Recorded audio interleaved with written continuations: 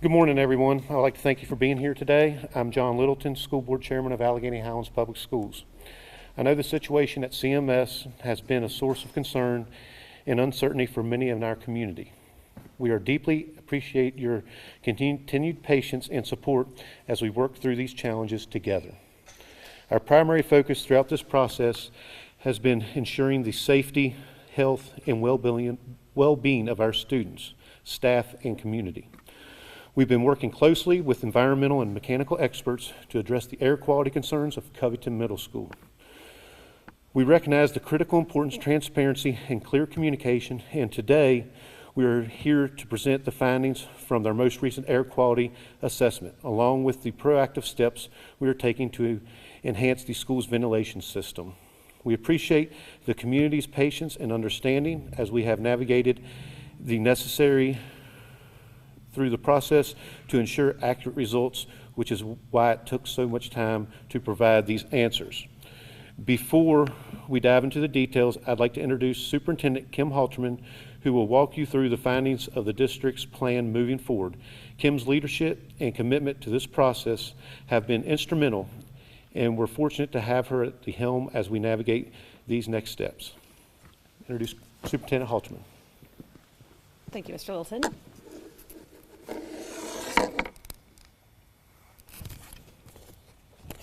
Thank you. Good morning, everyone. And again, we appreciate everyone being here with us this morning. I am Kim Halterman, Superintendent of Allegheny Highlands Public Schools, and I want to begin today in thankfulness to our community and acknowledge the frustration, uncertainty, and incredible challenge for all of us that this situation has certainly been. This has been disruptive to our students, families, and staff, and we appreciate everyone's patience while we have completed investigations. We began investigating an odor separately and also have been working to ensure that our air quality is appropriate in our school building for a building used for that purpose. We're also committed to using what we have learned through this process and performing any improvements that we can. Approximately 36 hours ago, we received the results of an occupied building air quality assessment. This is our latest report. I'm glad that I have some good news for you. After multiple rounds of testing and work with both environmental and technical specialists, we continue to feel confident that there is no carbon monoxide issue in Covington Middle School. This finding does align with previous findings, as indicated initially in partnership with the Virginia Department of Health and other partners. However, we are still aware of reports that there are elevated levels of carboxyhemoglobin in our community. We want to assure you that none of our subject matter experts have found any connection between those levels and the school. Excuse me. That said, we want to assure everyone that we remain diligent in continuing to monitor the situation at Covington Middle School. This latest report that we are bringing to you today identifies a ventilation issue to help us notice that we need to keep air flowing equally throughout the building. That may have led to the higher than expected levels of carbon dioxide in some of our classrooms that this report also indicates. Several of these classrooms correspond to locations where individuals feel that they have detected an odor. Carbon dioxide is different than carbon monoxide and is a naturally occurring gas that we breathe in and out. While the levels were higher than we would like, they are well below OSHA regulations that we must follow for our school buildings. However, because of this, we would like to do some steps proactively in partnership with the Allegheny Highlands School Board. First, we wish to and will upgrade our ventilation system and that associated equipment at Covington Middle School. We are also purchasing temporary window units that will be installed to assist in that situation. Following extensive investigations that have been ongoing, it continues to be true that we have not identified a safety issue that would require us to close the school. It is our intention to keep students in school for the remainder of the year. Unfortunately, we do not know the source of the original odor, but our subject matter experts have continued to remind us throughout this process that the odor originally detected was not the same as carbon monoxide or carbon dioxide. The odor investigation, however, has assisted us in identifying a ventilation need for improvement that we are in the process of correcting. At this time, I'd like to introduce one of our subject matter experts who is able to be with us today, and that's Mr. Chris Chapman. He is an environmental expert, and he'll be happy to address you today. Thank you. Thank you. My name is Chris Chapman. I'm Director of Industrial Hygiene for ECS Mid-Atlantic, and we did the investigations, 3 investigations. So the initial investigation after the reported incident, and what we did, our understanding, it was primarily a carbon monoxide issue. So what we did is we did a general indoor air quality screening, but focusing on carbon monoxide, but also some other indoor air quality parameters like carbon dioxide and temperature and relative humidity. But what our plan was and what we did is we went to every single classroom and office and the auditorium and pretty much every place in that school to check for all those parameters, carbon monoxide, CO2, temp and RH. Did not see any significant levels of carbon monoxide or CO2 for that matter. We also did a screening for aldehydes for the, I think it was like a urine odor, but we couldn't find it. Every time we've gone back, we have never been able to detect that odor, so I guess apparently it comes and goes.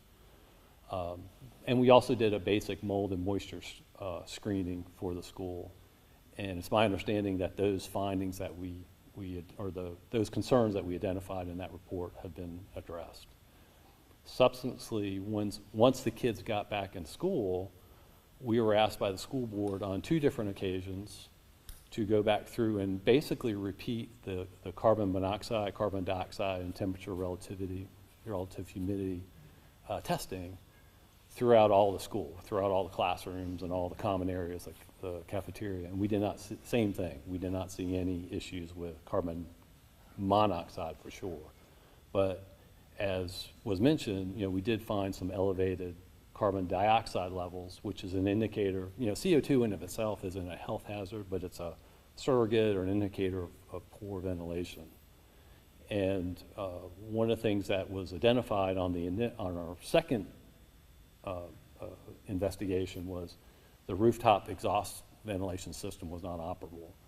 So they turned all that on. We went back a 3rd time and levels improved. They're still a little bit high, but they did definitely improve. So for sure, increasing or addressing ventilation in that school will overall improve indoor air quality. That's it. Thank you, Mr. Chapman. We're also very grateful to have Dr. Cynthia Morrow here from the Virginia Department of Health, and she'll be our speaker next. Good morning. The health department first became involved in January when there were reports of an event at the school, and based on the preliminary information, we talked with the healthcare delivery system and identified that there was a small number of people who had elevated carboxyhemoglobin levels. In hindsight's always 20/20, we realized that now that is likely a baseline level of elevated carboxyhemoglobin levels in the community. And so since January, the health department has been working with subject matter experts to try to identify what the cause of elevated community levels of carboxyhemoglobin levels represent. And I have to be crystal clear. They cannot be associated with the middle school based on the fact that the school was closed when the overwhelming majority of positive findings of elevated carboxyhemoglobin levels were identified.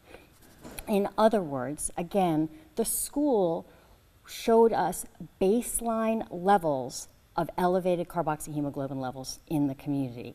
Now, I want to be very clear. I'm using the term elevated carboxyhemoglobin because we're still trying to understand whether that represents a true exposure to carbon monoxide. We're working with labs across the country to see if this is a lab issue, if we're working with DEQ, the Department of Environmental Quality.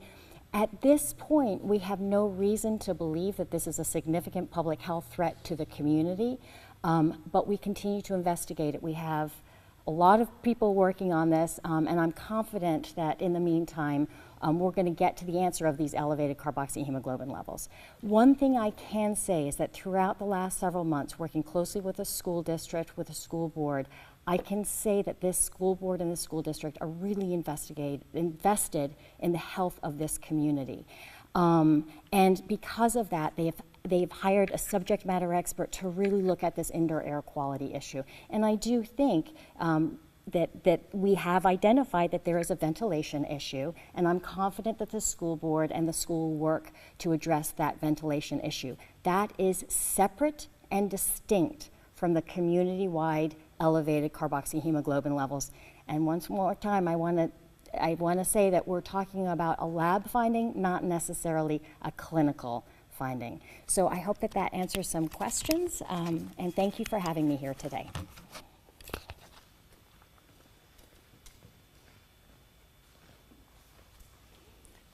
Thank you so much, Dr. Morrow. And now Ms. Cindy Fox from our team will be assisting us for a moment.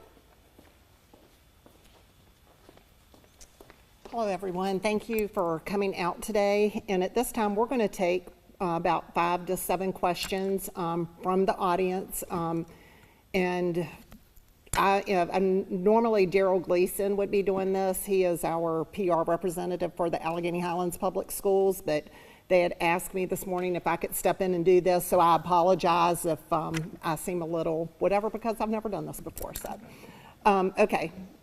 Yes, ma'am. Do you guys suspect any sources for the elevated community levels? People have asked if paper mill or recent work on sewage pipes in town could be to blame.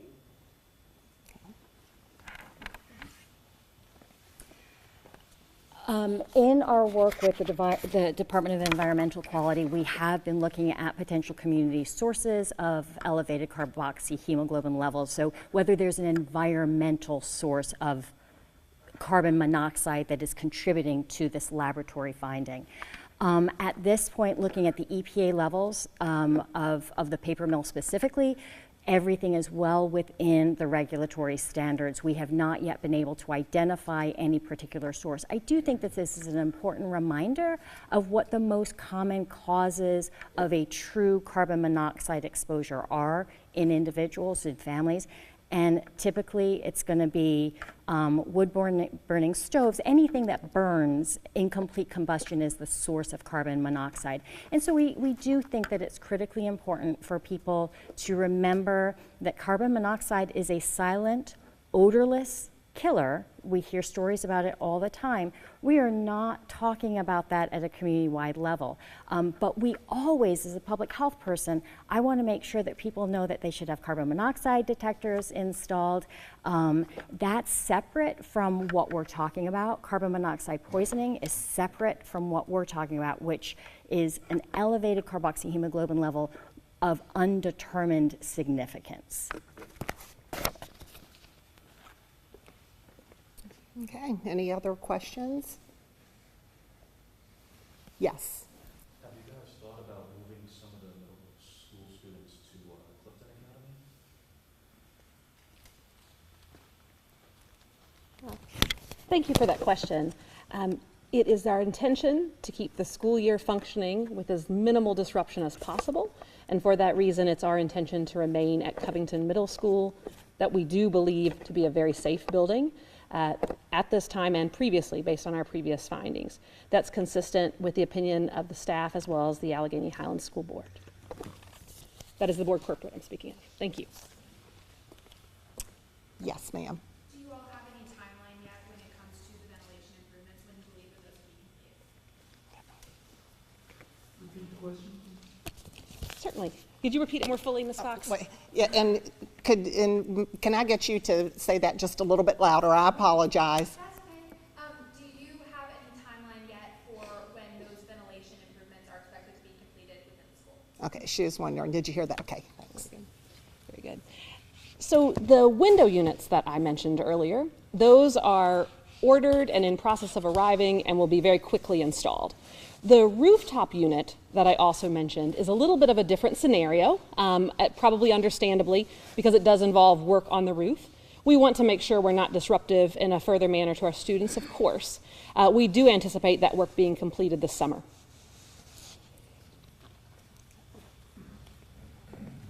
Cindy Gregory, Howard Highlands Media Group. Quick question for the school division. How many thousands of dollars have been spent thus far looking into the, air quality, the carbon monoxide, the carbon dioxide at Covington Middle School, and also for the upgrades? How many Okay. thousands of dollars? That is also a really helpful question. And the reality of the answer is we do not know at this time because we have been very focused on making sure that we do whatever is necessary. And I want to communicate that very clearly. Our school division, thanks to our school board's wise fiscal management, does have some reserves for these type of expenditures should they be necessary. But I do want to emphasize that there are costs associated with this process. So, Mr. Howard, you're very correct. There are costs. We have just believed very strongly in making sure that we do whatever is in our power to make certain that the school is safe and appropriate. Yes, sir. You had sent a release out a couple of weeks ago, or I apologize for the time, after March 31st, about attendance dropping a little bit that week. Has attendance risen back to where it was before, and to where I believe you said that you had high attendance those 2 weeks prior? So just making sure everyone heard that question. That question was about attendance at the school. So our attendance has been variable since reopening, and I want to emphasize that. And I do not have those concrete numbers in front of me, so I am speaking in general terms. The first week we were back in the building, our attendance was approximately normal to that time of the year in that building, because students have different attendance patterns based on illnesses and things of that nature that just happen to be in the community. A higher than usual number of students did not attend school following the odor on March 31st. And we're in the process of analyzing where those attendance numbers are at the very moment. We would like to encourage our students to be in school, certainly. We do, again, certainly understand the concerns that are present in the community, and this is a good juncture for me to remind everyone in the audience of our website that has been separately dedicated for this information in this process. It is CMS Incident, so just the initials for the school, then the word incident, no dots or dashes, .com. That website was also significantly updated at approximately 11 a.m. this morning. You'll find all the previous materials that were available on that website, but you'll also find the report we've been referencing and some updated answers to questions. We would like to reiterate to the community, we really appreciate when people use the form on the website to submit questions for us, because that is feeding our process of updating those frequently asked questions. That's helping us to operate efficiently and focus on our kiddos. It's also helping us get information the community needs to the community. Thank you. Yes, ma'am. We were told last month that you guys still didn't know how detectors were installed at CMS. It's been a little over 2 months. Do you guys know yet? If not, what's taking so long to figure that out?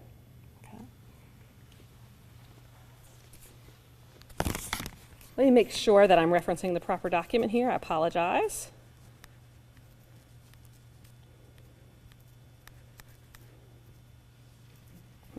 So the leading thing I want to assure is that there are carbon monoxide detectors in all of our buildings. We do have some indication that there was potentially a carbon monoxide detector installed at Covington Middle School on January 31st, but we cannot conclusively say that despite our deep investigations into that matter. That's just simply because the records there are historic and we don't want to misspeak, okay? So I want to be very candid about that. The important message that I want to make sure everyone hears is, just as Dr. Morrow was indicating, we should all be taking carbon monoxide seriously in any building we might be entering, and we're very pleased to have numerous detectors in Covington Middle School.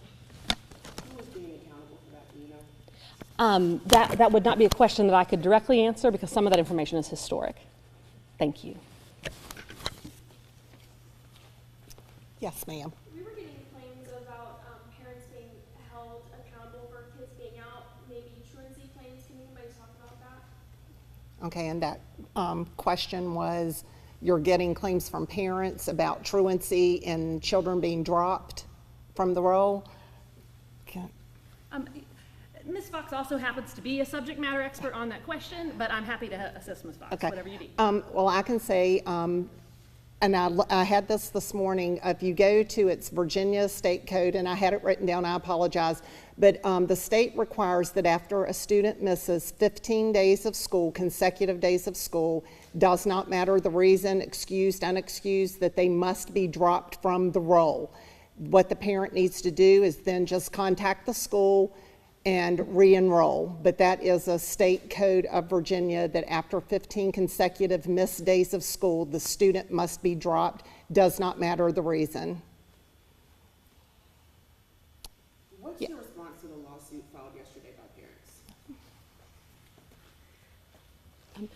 We do not have a copy of that information, so we have certainly are aware of that information from media reports, but we do not have a copy of that information, so we do not have information to answer your question. I apologize. Have you asked for the copy? We would anticipate that a lawsuit would be served to us as appropriate.